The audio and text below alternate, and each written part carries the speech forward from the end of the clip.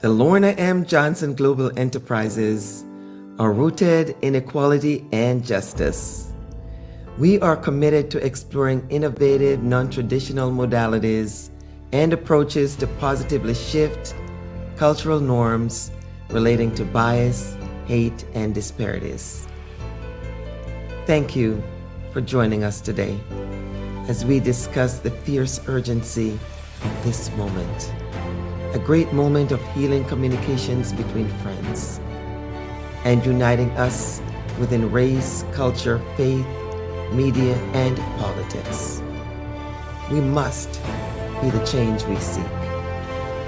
In the spirit of my hero and friend, the late great John Lewis, aka the soul of the nation, we have work to do towards that more perfect union and a better us. Get into good trouble, he would tell us, by following the compass of love for one another. Open our hearts and inspire the best in each of us, eliminating the virus of bigotry and confusion. Responding to the call of our moral compass for a more perfect union, I ask each and every one of you to join me in uniting your world, my world, our world, by sharing your uniting ideas at Live with Lorna. The future is in your hands. Good afternoon, good morning, good evening, wherever you are around the globe. Welcome to the Lorna M. Johnson Global Enterprises Virtual Town Hall. And thank you for tuning in today. You know what to do. Host a Facebook party, share with family and friends, and most importantly, let us know your thoughts in the comment section. Well, it's Black History Month, and in honor of this month, at Live with Lorna, I will share with you one of my favorite African American sheroes. But first, let's discuss the current events that's happening within our country today. We continue to have disaster on many fronts in our country. I thought that with the vaccine and our new president, things would feel a little bit normal by now. But I guess we need to give our new president a chance to deliver for us. I'm proud of the work our president is doing. He's doing the work of the people in a clear-eyed and sensitive manner. It's great to have a caring president, isn't it? It's a beautiful thing. Yes, it is. Although we have the vaccine, the virus is still with us though, and it's mutating. The death rate is declining, but not fast enough. We're having over 60,000 new infections per day and losing nearly 2,000 persons per day. Please do the right thing. You can help stop and slow the virus by simply wearing your mask, washing your hands, and practice social distancing. On February 21st, we reached a death toll of over 500,000 persons with COVID. It was quite moving watching our president acknowledge the loss of over 400,000 lives to date, more than we've had lost in World War I, World War II, and the Vietnam War combined. We also have disaster in Texas. Did you hear about Senator Cruz? He got caught running out of Dodge to Cancun while his people were facing horrible weather conditions in Texas. This would have been a great teaching moment for his children to show what leaders of state should be doing to help. Instead, he chose to do the opposite and run. Then he went on to blame it on his children. He even left the dog. Poor doggy.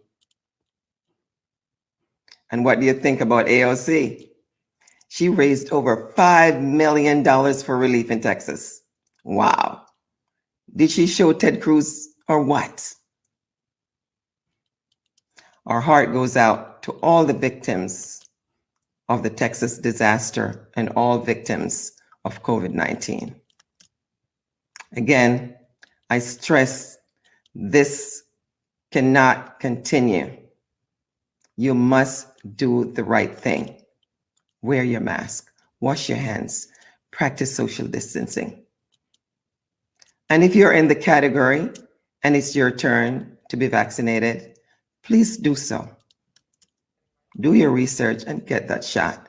The risk of not getting it outweighs the risk of dying from COVID. I've already received my first shot and my second, as you can see. So do the right thing and get your shot. Don't be scared. Don't be fooled. Don't be, get carried away with naysayers. We're always going to have those. Well, it's Black History Month. Did you know that February 21st, 1965, Malcolm X was assassinated? And on Monday, just past Monday, February 22nd, a few days ago, the family members of Malcolm X revealed a letter written by a New York police officer that says it showed that NYPD and the FBI were behind the 1965 assassination of the famed Black leader. I'm sure we'll be following the progress, so stay tuned. Now that we got all this grim and unsettling news out the way, let's celebrate Black History Month. Who is your hero or shero? Share with us in the chat. As I share with you, my shero, Harriet Tubman. Harriet's journey is inspiring and one that I'm particularly inspired by. She fought for what was right. And what's right at this moment is Harriet Tubman being placed on the $20 bill. Harriet's history is closely related to the history of money. Our US coin and currency is our most precious commodity around the world and represents one of the last ways that we can preserve our history. Harriet Tubman on the $20 bill is significant, as simply put, from Amanda Gorman's recital at the Biden presidential inauguration, unfinished business. There is no glimpse of political correctness on the horizon for a towering figure like Harriet Tubman. Enslaved at birth, she self-liberated and went back to free her people as conductor on the Underground Railroad. In 1863, she led an armed raid that freed 700 enslaved people in South Carolina and the Combahee River, and was recognized with the great distinction of being the first woman ever to lead a military expedition in American history. She was a nurse, something that I can claim. I'm a nurse. And a cook. I think I'm a good cook. A scout during the Civil War, and a staunch suffragist who worked with women's rights advocates such as Susan B. Anthony and Katie Stanton.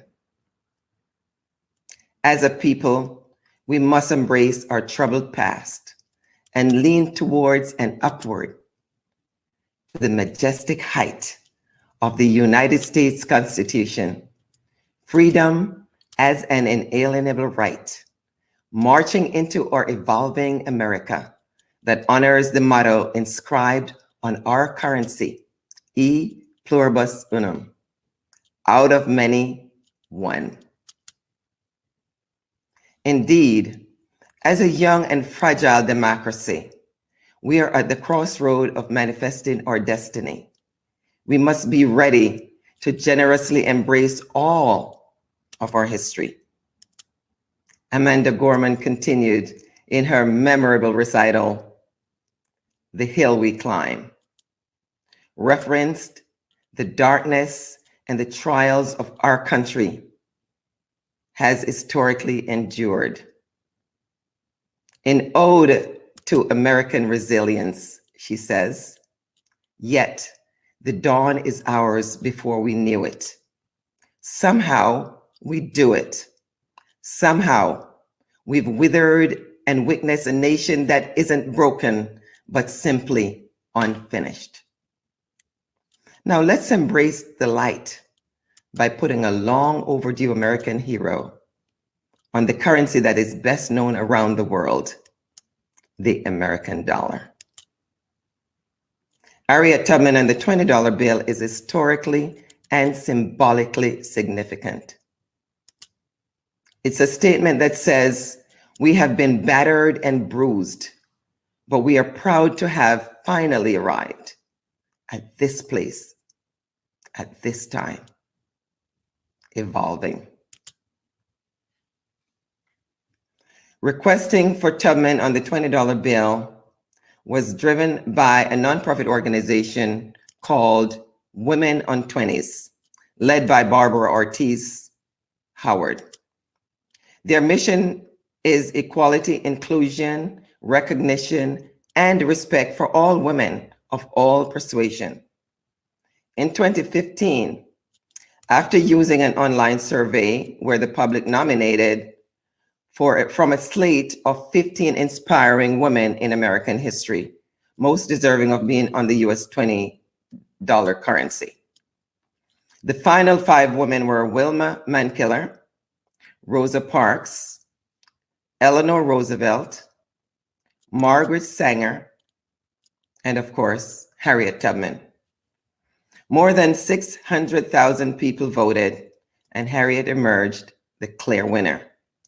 The organization represented its findings and a petition to President Obama, encouraging him to instruct the then Secretary of the Treasury, Jacob Lew, to use his authority to make a currency change in time for the new bill to be in circulation for the 100th anniversary of the passage of the 19th Amendment, granting the women right to vote. After more than a year of discourse, Harriet Tubman was chosen to become the face of our new $20 bill. Treasury Secretary Jacob Lew had this to say: I have been particularly struck by the many comments and reaction from children from whom Harriet Tubman is not just a historical figure, but a role model for leadership and participation in our democracy. Tubman on American money is indeed an irony that has sparked debate.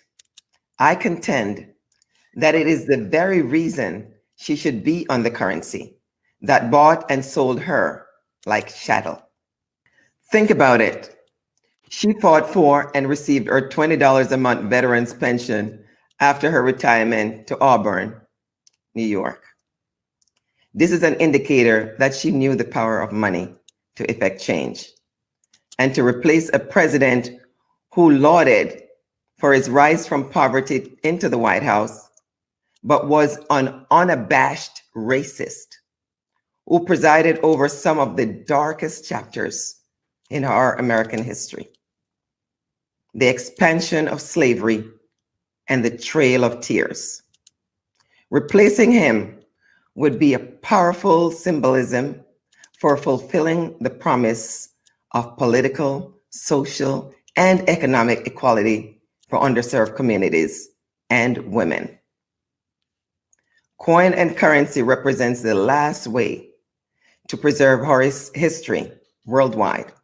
And what better way to educate about our real American history than with the most circulated bill around the globe being graced with the figure of Harriet Tubman. And what better time when we have our first woman Secretary of the Treasury, Janet Yellen, and of course, the first woman and woman of color VP, Kamala Harris. Isn't it time for us to declare to the world that even as they watch us burn, that we understand our struggles and will begin to connect with the wrong by replacing them with the rights? Making the faces of our United States currency reflect the eclectic contribution of all our outstanding citizens is the right thing to do. Now you have it. Let me know if you agree or disagree with me. I want to hear from you. Share it in the comment section. Should Harriet Tubman be on the $20 bill? And while you're contemplating this question, let's move to our first guest. Our first guest is going to be Maya Wiley. Maya Wiley is an American civil rights activist who served as the board chair of the New York City Civilian Compliant Review Board. Prior to her role at the CCRB, Wiley served as counsel to the mayor of New York City, Bill de Blasio. Wiley is currently the Senior Vice President for Social Justice at the New School and the Henry Cohen Professor of Urban Policy and Management at the Milano School of Policy, Management and Environment. Wiley has been a legal analyst on MSNBC until October of this year, when she stepped aside and announced her candidacy for mayor of New York City for the November 2021 election. You can still see Maya as a guest on MSNBC. Wiley is a wife and mother of two. She earned her Bachelor of Arts degree in psychology from Dartmouth College and a Jewish doctor from Columbia Law School. We want to wish Maya well on her campaign to be the first female mayor of New York City. Ladies and gentlemen, my MSNBC friend, Maya Wiley. Welcome, Maya. Welcome to Live with Lorna. Thank you so much, Lorna. It's wonderful to be with you, and you look gorgeous as always. Well, thank you. How are you today? And tell me what's going on with the mayoral race in New York, the first Black woman to run for mayor of New York, and we're hoping that it's gonna be, you will actually get the title, and looking forward to that. So tell me about what's going on with your race, and how can we get people to check you out and support you? Well, it's been really exciting. I am a top tier candidate in a city that has never elected a woman mayor of any race before. 109 men. I think the first mayor was elected in the city in 1665. We've never once had a woman, let alone a Black woman. In fact, we've only had one Black mayor, the Honorable David Dinkins, who passed away recently and we miss so dearly. And even he only got one term. So in a city where we are so diverse and where the Black community is a substantial community, I'm excited to be a top tier candidate, and I'm excited to have just earned one of the most important and powerful unions endorsement in the city, which is a local 1199 of Service Employees Union International. And I am just so honored and thrilled to have their endorsement. And it has made clear to everyone that we have a clear path to victory and history making. Great. Well, we're looking forward to that. Thank goodness. And I'm rooting for you. As a first, you are like my shero, Harriet Tubman, who did many firsts to get us here today, that we're here right now. What are your thoughts about her being on the $20 bill? It's hard to find the words because, I have family members that were enslaved on the eastern shore of Maryland on the slave plantation next to hers. In fact, we did a family reunion down there a few years ago as an entire family. And it was powerful, and it was powerful to think about her leadership. And so what I would say about it is it's critical recognition of just how important Black women's leadership have been in the history of this country. And even in times when that leadership wasn't recognized. And her symbol of bravery, of perseverance, of power, of impact is something that we should all really be thrilled to see is finally getting some recognition with her image on that $20 bill. Absolutely. There is some controversy as to whether or not she should be in the $20 bill when she was bought and sold as chattel with the currency. What do you say to people that make those comments, or what are your thoughts on that? Well, look, the pain and trauma that is slavery remains with us today. And the discrimination that it undergirds in the original sin of this country. So I understand folks raising that concern. And what I would say is, we created that currency. So it's ours. We get to reclaim it. We get to say it's ours. And for me, that's part of what her image on that bill represents, is that we're taking our leadership position. We're recognizing that we built this country. We built it. That's awesome. Well, of course, this is Black History Month, and I couldn't let you go without asking you, who is your shero or hero, and who inspires you most? Well, look, I have so many, but I have to say, running to be the first Black woman mayor of New York City and living in the borough of Brooklyn, where my soror and my shero, Shirley Chisholm, who was unbossed and unbought, launched her leadership, including being the first Black woman in Congress, including helping to establish the Congressional Black Caucus that's so powerful today, and including being willing to be the first woman effectively running for the US presidency in 1972 and saying that she was unapologetically Black and a woman, and that's what she wanted to be remembered for, that she ran as a Black woman and that she remained herself. And that's how I'm running this race. And I hope to earn the support of your viewers and everyone who is taking a look at the nation's largest city that has never been represented by such a large segment of its own community. That's beautiful. Well said. Maya, we appreciate you for taking time out to come to Live with Lorna. Knowing that you are seriously running a race, we'll be sure to have you back when you complete this race, because I'm expecting you to be the next mayor of New York City. So thank you so much for coming, and good luck. Thank you, Lorna. And I would just ask folks to go to MayaWileyForMayor.com and consider making a contribution so that we can make history and show that we lead. Thank you. Great. Awesome. We got it. Thank you very much. Be well. Be safe, Lorna. You too. Be well. Take care. Thank you. My next guest on Live with Lorna is Nikki Ace.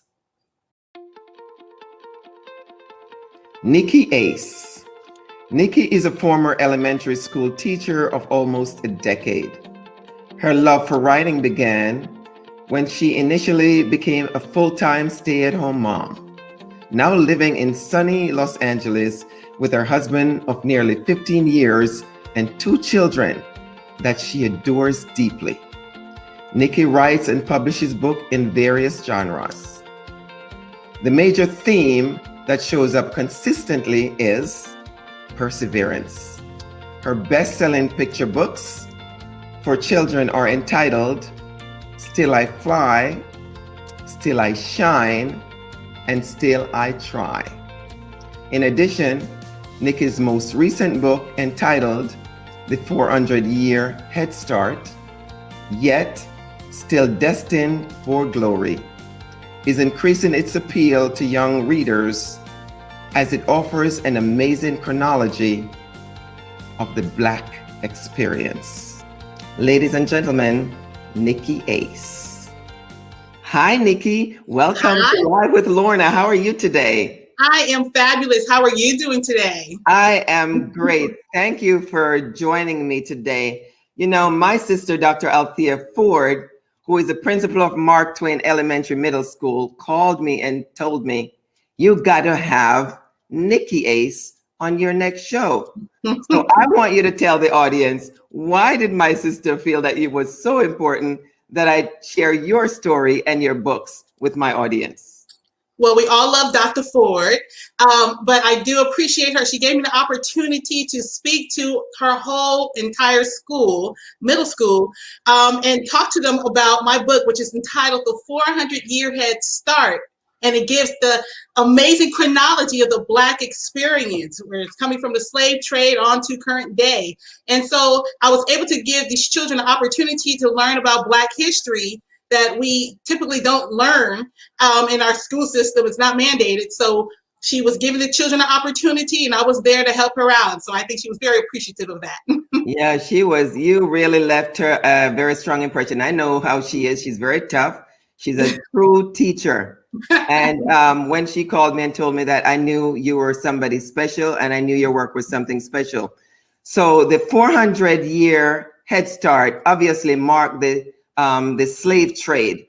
Tell us why this is so important for young readers today. Sure. Well, the 400-year Head Start does a great job of giving the chronology, like I said, of the Black experience. And obviously, the slave trade was a huge part of that. So my book, the 400-year Head Start, it gives kids context about how much time has gone by in which Black people have been marginalized. I expect to create a sense of urgency in these kids and hope that they put forth their best efforts in an attempt to make up for the 400 years that were of lost opportunities. And so we've had lost opportunities in education where it comes to like Jim Crow laws, where it was separate but unequal, and land ownership opportunities such as redlining, in regards to not being able to purchase homes in certain areas or purchase homes at all for Black people. And then the loss of opportunities to build traditional, strong families. Africans were stripped from their homeland. And then when they were here, they were stripped from family and separated and sold. So it's important that young readers understand so that they can understand all this history so that they can be more grateful and have more gratitude for where we are today. You know, we were talking earlier and you mentioned about how, after you had your first child, you decided to be a stay-at-home mom and you started, you were thinking or your mind was going and then you got into this writing. It reminds me of where I am today in terms of even doing this show. It was, all, sitting at home with COVID and, your mind started going and you're thinking, what can you do? And all the disaster that was happening around the world. I said, what can I do to make a difference or to add some impact? So tell us a little bit about that with you and being a stay-at-home mom and how that inspired you into writing. Oh, totally. Prior to being a stay-at-home mom, I was an educator. I was a teacher for 7 years. I taught 3rd grade and 5th grade. So going from being a teacher to now being a full-time stay-at-home mom, I literally went crazy. I didn't know what to do I just didn't know what to do. So my mind kind of just went crazy. So I started out actually with inventions. I was inventing different things and my little inventor brain was just creating all kinds of different stuff. I drove my family nuts. But then I ended up changing that, my energy and put my energy into actually writing books because I was constantly going to different women to get advice about being a stay-at-home mom. What advice can you give me? I would literally go to Target and ask people, are you a stay-at-home mom? Can you help me? Give me some piece of advice. And so anywhere I could, I would have a journal. And what I did is I took all that information from that journal and I created a book. And that was actually called Words of Wisdom to the Stay-at-Home Mom and Her Husband. And so that's my first book that I actually wrote. And again, I see a need and I try to fill a need. And it helped me so much. I wanted to actually share that book with so many other stay-at-home moms, and it actually had. So that's how my whole process of writing and getting all these books, and 11 books later, I'm here with my latest book, The 400-Year Head Start. So it's Black History Month. Who is your shero or hero? Shero, Harriet Tubman, none other than Harriet Tubman. She's amazing. That's awesome. Yes. That's awesome. So what are your thoughts about her being on the $20 bill? Oh, she needs to be on that $20 bill. I think that would be so amazing. I believe the country needs to confront the truth of our history. And the truth says that Black people have contributed to the greatness of this country, that women need to be recognized for as being major contributors to making this country great. And I think that is actually a way that we can show that we are showing support and love towards the diversity of this country. And so Harriet Tubman, she exemplifies in the attributes that this country, they express that's important, like life and liberty and the pursuit of happiness. So if shero was in the dictionary, Harriet Tubman's face would be right there. So I think she would be a perfect candidate and person that should be on some form of currency, American currency. Thank you. Thank you. Appreciate that. And come join me and let's get the word out. Nikki, I also understand that your children illustrates all of your books. Yes, they do. How did that begin? And were they really into it? Or was it a chore that you gave them, a homework kind of thing that turned out to be a great thing? Well, let's say they liked it in the beginning. They both had a love for art. You know, they would just draw, and they wanted to. And my reasoning was to actually get them to experience learning how to draw more professionally. And I said I could take advantage of them trying to learn more art and have them draw for the book.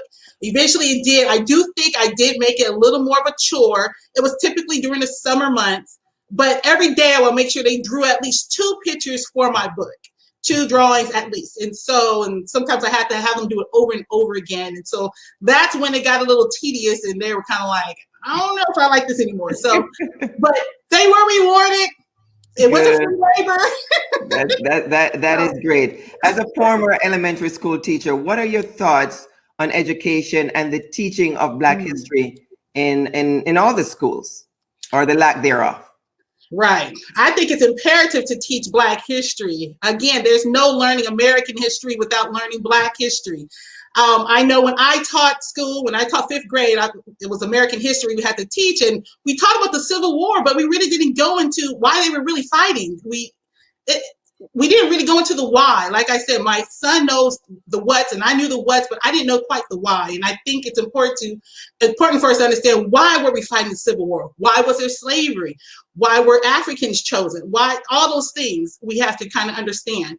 And so I believe that, unfortunately, since our school system, you know, they've been able to control the narrative of Black history, I think we need to create that counter narrative and start telling the truth about Black history as parents. We need to take that responsibility because we are the primary educators. So I saw a void in this area where my children were not getting what they needed from school. So I made sure that I did my research to teach them, and hopefully more parents will take that responsibility on their own.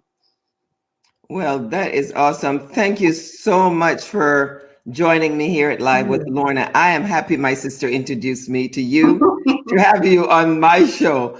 Also, we have a special treat during our Girls Tribe segment where your daughter, Danny Ace, will join us and ask our next guest a question she had on her little burning mind.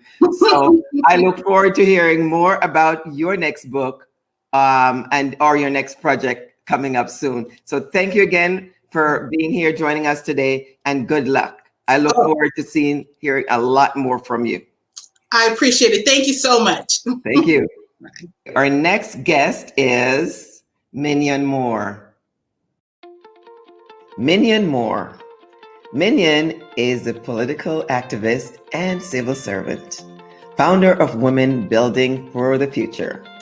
Minion's an advocate for women's issues and was senior political consultant to the 2008 Hillary Rodham Clinton presidential campaign. Called a power player, Moore is a member of the informal group, the Colored Girls, described by political columnist Matt Bai as several African-American women who have reached the highest echelon of the Democratic politics.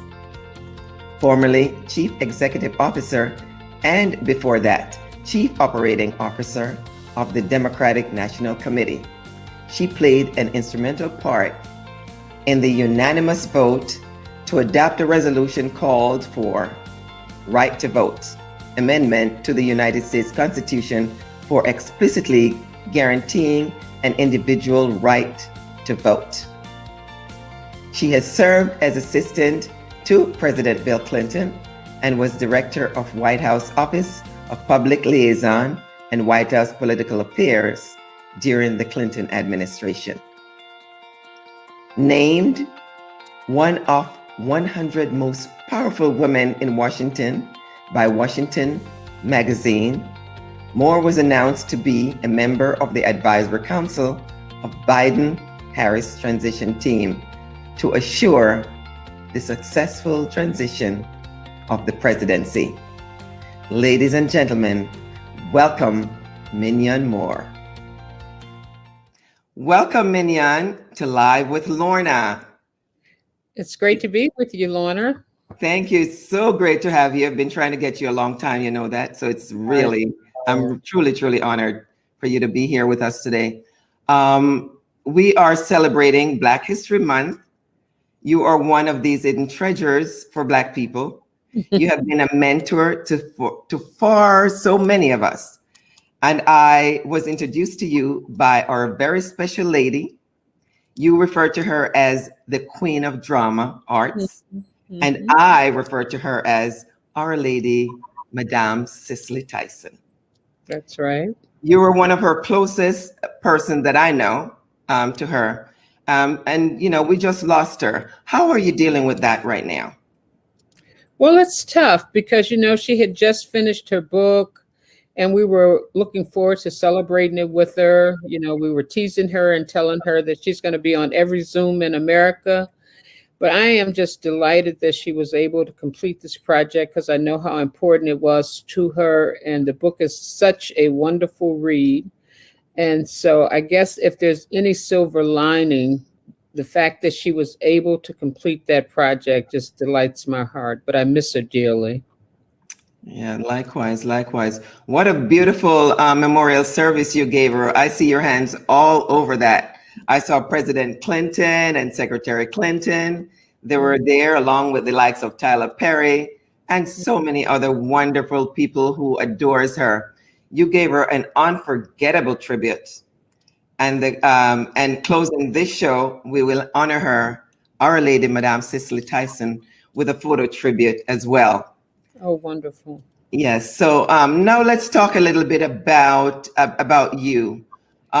You worked on the transition team for Vice President Harris.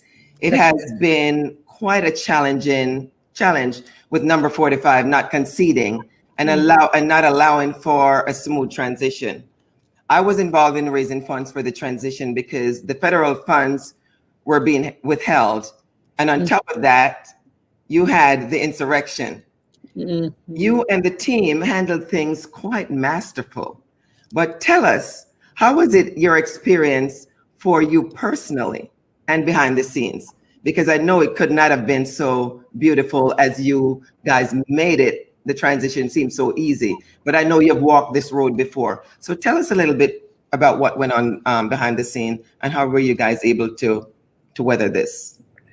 Well, the good news is Vice President Biden, then Vice President Biden's team was very experienced. So they really knew what to expect. I knew what to expect from my time at the White House. I think what was the most challenging part of it was certainly from a national security point of view. The Biden administration didn't have access to the information that they needed.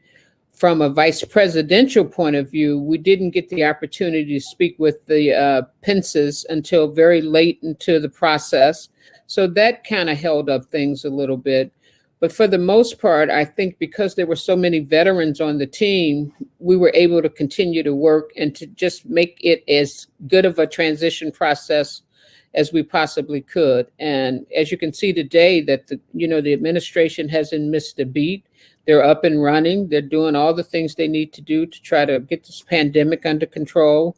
And I think they're doing a great job, quite frankly. I think the vice president is doing a great job as well. I think from the outside, it definitely looks like that. It seemed like you just have everything under control. Everything just seemed to be going quite smoothly. So I'm really impressed, and it's 100% in support of all the wonderful things that they're doing. As a Black woman in the political arena, who do you receive your inspiration and support from? Well, I was fortunate, Lorna. When I came through the process, I had so many great mentors. I knew Coretta Scott King personally. I even knew Rosa Parks personally. I knew Dr. Betty Shabazz personally, but my mentor was a woman by the name of Reverend Willie Taplin Barrow. She imparted so much wisdom on me until to this day, I feel like my obligation is to make sure I continue to pour into people the way I was poured into. But I mean, I look around and I see people like you, Lorna, you're always working. You're always, in the background, but you still never stop working. And you just get your info. I get my inspiration from people that just love public service and they love to help people. And that's truly how I get inspired to continue to do work. Well, thank you. And thanks for saying that. But I truly, truly admired you. You know, I talk about it all the time. I come to this country from Jamaica via Canada. I didn't have any family or friends here, and I had to try to navigate my way. So when I meet people like you, who I feel like, in a way, you're angels, it really moves my heart because, you know, it's difficult to find people that are really caring and really want to see you grow and to support you. And I have talked to a lot of Black people or people that look like me, and even other people of other colors that you have supported. You have supported people across the board. And you're one person that I think that a lot of people rely on and respect. I see you as this humble fire. What is a silent? It's almost like a silent killer, but in a positive way. Okay. Yeah, because your personality, your manners, and everything is you're always so composed, and you have so much knowledge and unselfishness about you. I just want to say openly that I do love and appreciate you. So well, thank you for all the things that you do for us. Thank you. Thank you. Thank you. Is there a Black historical figure? Of course, you've mentioned a few of them, but is there one who you talked about some of them that inspired you, that really that moves your career throughout your life? I think you mentioned it earlier. If so, share that with us. If there's another person that moved you in that way and inspired you and continued to inspire you to help others. Well, I have to say, Lorna, the person that actually gave me my greatest start in politics was the Reverend Jesse Jackson, and I offer prayers for him and his family as he continues to go through a little bit of a bout of sickness. But he was the one that really nurtured my career. He nurtured not only my career, but, you know, a lot of my friends, Donna Brazile, Leah Daltrey, Alexis Herman. We all got our start working for Reverend Jackson, either at the Rainbow Coalition or working in one of his campaigns. And I would venture to say, had I not had the opportunity to work for him, to serve him, to get beat up by him in terms of, you know, making sure I crossed every T and dotted every I, I'm not sure I'd be where I am today. And I honor that. And I honor the fact that he allowed me to work at the highest levels of his campaigns in his office, and it gave me the skills I needed to compete with my white counterparts.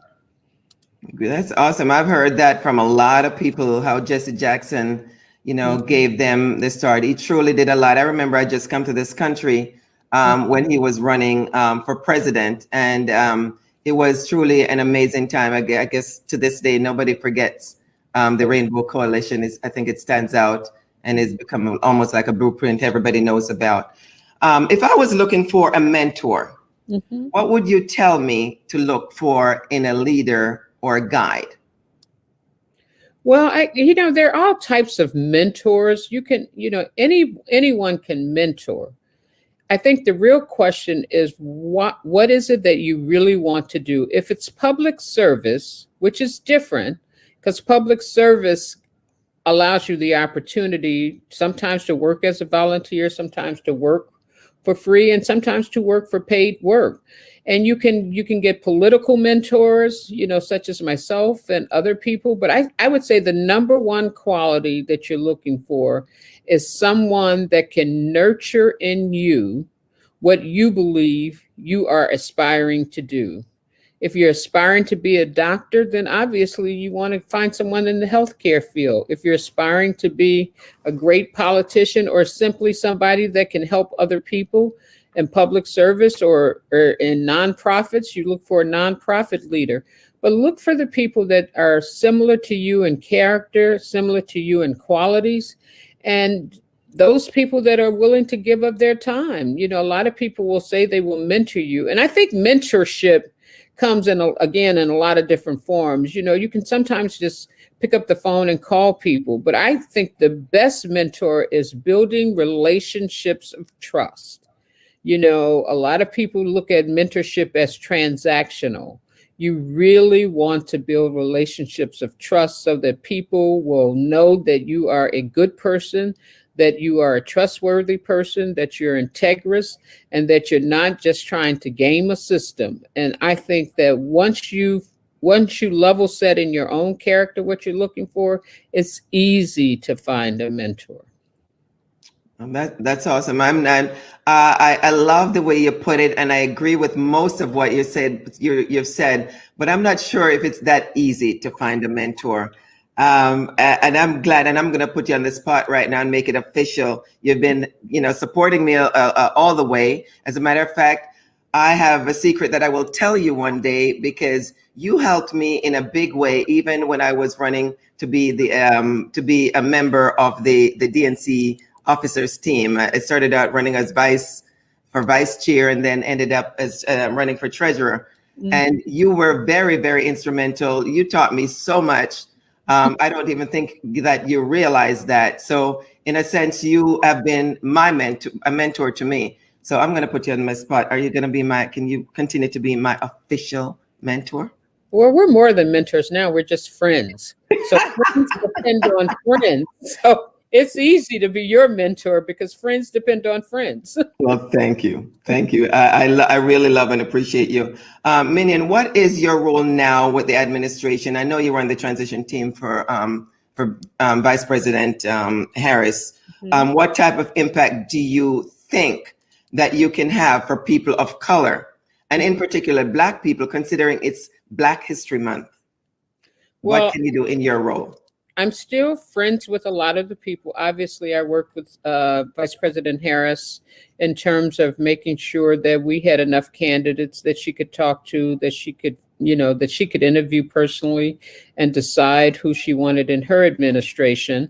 And so I have friends in the administration, and I do try to make sure that I keep the relationships good and whole, so that when I have to weigh in, I hope that I don't have to, I don't want to be one of those ones that's got to sit on the sidelines and raise up my protest, sign. I really want to be able to pick up the phone and call them when there's warning signs. I want to be able to call them, to applaud them when they're doing great things. So, when you have, again, I go back to when you have relationships with people, you can get your calls returned. When they know that you're a person of trust, you can get your calls returned. So I hope that if there's something that I can do, if there's some way I can influence a decision, then I'm happy to do so. If I can do it, I can't always say that I can do it, but I will darn sure give it my best shot. Great. I know you're well respected in the political arena, and you were at one time one of the top 100 influential political leaders in our country. Mm-hmm. And I really applaud you for that. You have been a great leader, friend, guide, and mentor to so many. What do you want? We want you to become a part of, actually, Girl Tribe. I talked to you about Girl Tribe, and you did send me a letter to Girl Tribe, where women share guidance, mentorship, support to young girls across the globe. Today, we have a young 8-year-old little girl. Her name is Danny Ace, who has a burning question she'd like to ask you. Let's bring her. Oh, there she is. Hi, Danny. Danny, she's ready. You're ready, Danny. There's Minion. Go ahead and ask her your question. Okay, my question is, I'm a gymnast and I keep falling and falling. My mom says, Danny, don't give up, because that's how you learn something new. So my question is, I want to know if you can tell me if a time that was hard for you to get back up, and what helped you get back up. Oh, that's a great question, Danny. So let me make sure I repeat the question. The question is if there was something hard for me that caused me to fall down, and then what made me get back up? Yes. Wow. So, well, Danny, first of all, I will tell you that my faith actually keeps me standing. I think that in the business that I'm in, and any business, I really try to make sure that I put God first, and I lean on God when the times get really tough. But I think when you fall, you don't concentrate on the fall. You do concentrate on getting back up, because there are going to be times where you make mistakes. I try to let people know that you don't have to be perfect. You don't have to be, all things to all people. But what you do have to do is try. And so I think if I gave it my best shot, if I did all that I could do and I thought I did it right, then I will get back up. And I'm hoping that I will have a couple of friends like you, Danny, along the way that will encourage me and tell me, it's okay, Mignon, get back up, try it again. Don't ever let anybody tell you you need to stay down. You can always get back up and try it again. And don't be afraid to make mistakes. That's how you learn. Okay. That is beautiful. Wow. The two of you have inspired me. Thank you, Danny Ace, for your thoughtful question. And thank you, Minion Moore, for answering Danny Ace Girl Tribe question. It's important that young people have outlets to go to when they have need, and you provided that space. That is just absolutely beautiful. Now we're coming to the close of our show. And as promised, a tribute to someone who has inspired not just me, but millions of fans who watched her in so many roles. Cicely Tyson was a powerhouse actress, activist, friend, and so much more. Minion, I know you were a huge supporter of her work. Mm-hmm. And I worked with her to secure the Kennedy Center Honors Award and develop a special bond with Cicely. Share Cicely's story with us. I miss my friend, and we've put together a tribute in memoriam of Madame Cicely Tyson, as I call her, at the close of this show. Share with this audience what she meant to you and what her loss will mean to our community. Well, first of all, I must say that I miss her personally. I miss her as a friend. I miss her as a housemate. When she was in Washington, she stayed in my house. And we just had great times around the kitchen table, just yucking it up, just talking about almost anything and everything. I think my home was a little bit of a retreat for her because, she came of no respective person. She didn't have to have any airs. She just came in the house. Sometimes she'd go to bed. Sometimes she'd sit up, and sometimes we'd watch bad TV because she never watched TV. So that part of her, I will miss the personal part of her very, very dearly. I think what the world will miss of her is her roles, because she created a sense of pride in our history, in our defiance, sometimes even in our rebellion. I think she was able to bring her characters to life so well that many of us really believed that Jane Pittman was real. And I think about that often when I made her sit there and watch that for the first time in her life, that iconic role. Mm. So, today as we look at women and they're focused on gender and race and class and family, I think that Lady Tyson will remain a touchstone, a beacon, a sense of hope and pride for Black women in particular, because all the roles that she chose so that we could stand up. And so that part of her we will miss. But we're not only saying rest well, Cicely, we're saying rest well, Jane Pittman, rest well, Rebecca, rest well, Coretta Scott King and Benta and Miss Olivia and Aunt Myrtle and all those beautiful women that she played across the years. And for that, I think the world, especially women and Black women, will miss her. Yes, for real. I thought she would live to at least 100 years. So even though I know she was frail, and we've talked a few times, and you would say, she's frail, but she was still going. And I thought maybe she would at least, I was hoping she would live as long as Pittman lives, but live 110 years, but at least 100 years. So I wasn't quite ready for it. To be honest, I wasn't quite ready to see her go. But, that's life. I was blessed, and I will cherish the moments that I've had with her, and she will keep living in me, because I will forever holder in my spirit. So again, Minion, I just want to thank you so much for taking the time out to join me here at Live with Lorna. It's been a great honor to have you. And I'd also like to say, go ahead, thank you. A special thank you to all my guests, Minion Moore, Nikki Ace, Dina Ace, and Maya Wiley. What a gracious yet powerhouse guests. Remember to like us, follow us, and subscribe. We will be back in March with interesting and engaging guests on Live with Lorna. Until we meet again, bye-bye, and enjoy Cicely Tyson's tribute. A tribute to the ascension of the Grand Dame, Cicely Tyson. The world gave her permission to leave. A woman who for over 6 decades was known for never accepting just any role that was not in her moral framework.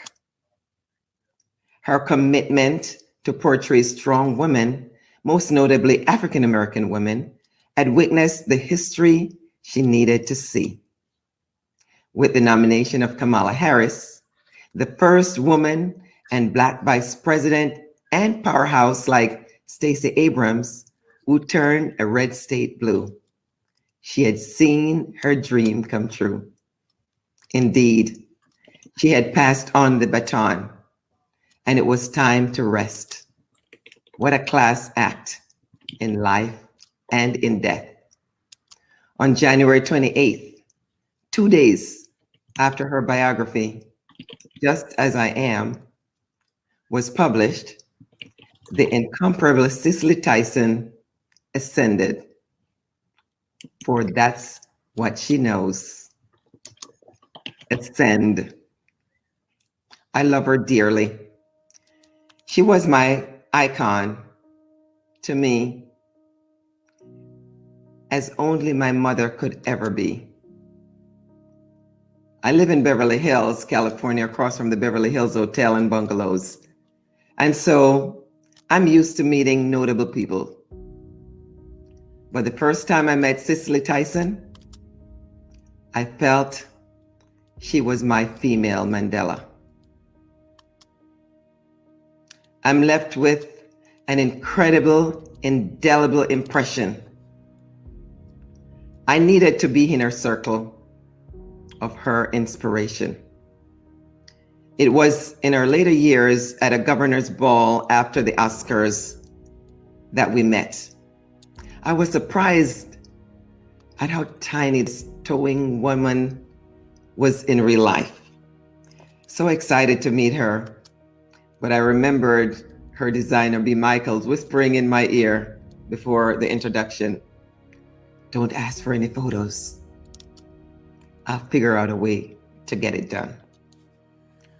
I greeted her graciously and went back to my table. I don't know what B. Michaels said to her about me, but I got a call back for a photo. And that night, as my wish desired, I felt I became a part of her family. Cicely was a fun person to be around. She enjoyed sitting with friends over a nice, healthy meal, enjoying spiritual and inspiring, energy-filled stories. Cicely had a great sense of humor.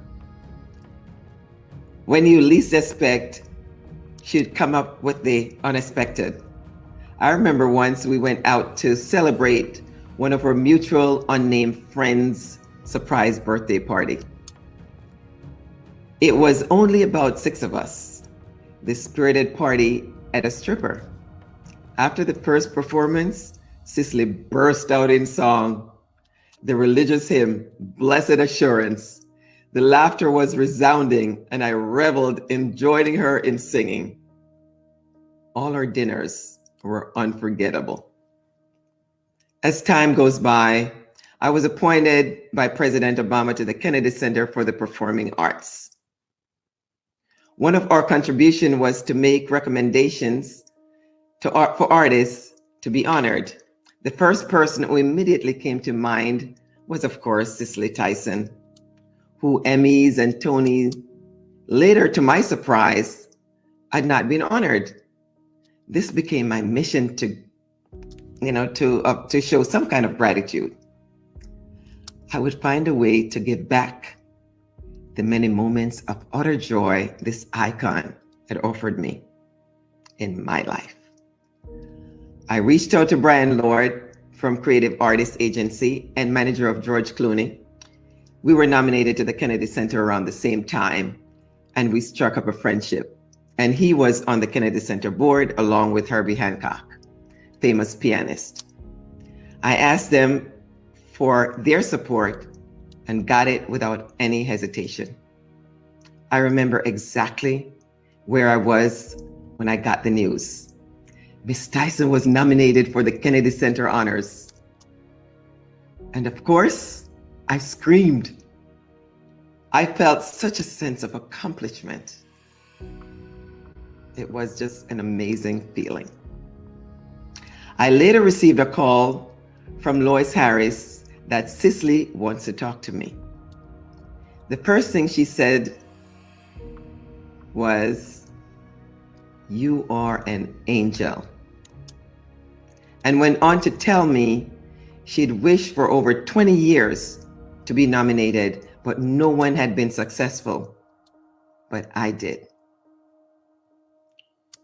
She then introduced me to Minion Moore, a trusted friend and former director of political affairs under President Clinton. My mother was not here to enjoy many of my successes and see my growth, one that proudly honored her footsteps. But Mama Cicely was always monitoring my steps. COVID-19 robbed us of our time together. Still, I kept in touch with her by mail. I felt Miss Cicely Tyson loved me, and I can assure you, I loved her deeply. She left us all her gift, a biography of a life so well lived. And she kept her word. Cicely often said when asked about writing a biography that she can't. She can't have a book and live, she said, because I have the truth. So many stories, so many stories. I am truly blessed to be a part of her story.